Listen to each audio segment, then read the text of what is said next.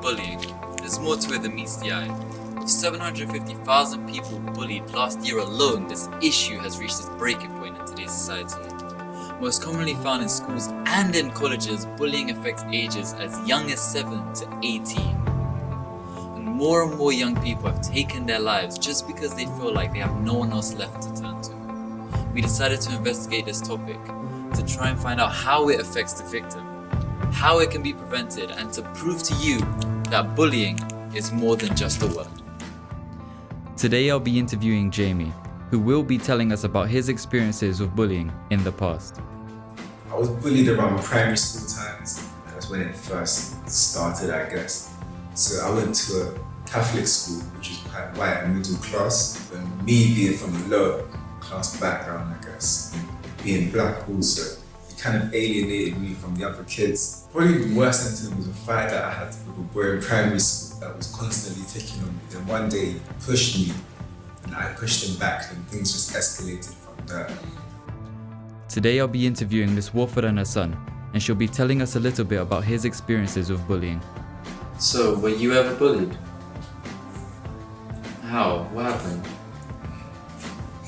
He started fighting me, like pushing me and kicking me.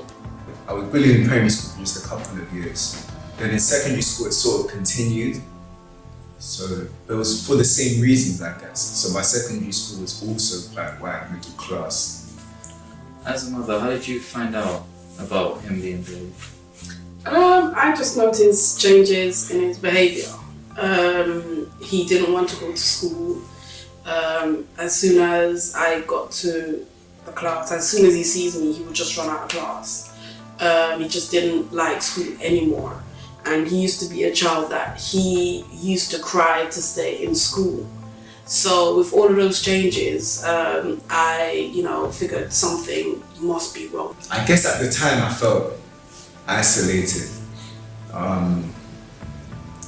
'Cause like I said, I was the only black person, so it sort of alienated me, so I felt alone, I guess. How did that make you feel, him doing that to you? Bad. Very bad? Bullying is most commonly found in primary and secondary schools, with over 1.5 million people being bullied last year alone. It is safe to say that not enough has been done to eradicate this issue. How did it make you feel as a mother when you found out that your son was being bullied? I was upset, I was angry, I was raged, all emotions. People who have been bullied are almost twice as likely to bully others. And how did you deal with it?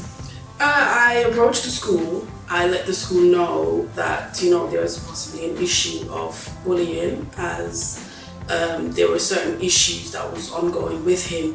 Based on their own opinion, 14% of young people admit to bullying someone. So did you eventually move area or school?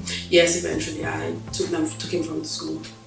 33% of young people who have been bullied admit to having suicidal thoughts. As a mother, do you have any advice to any mothers out there who are suffering, their children are suffering from bullying, a victim?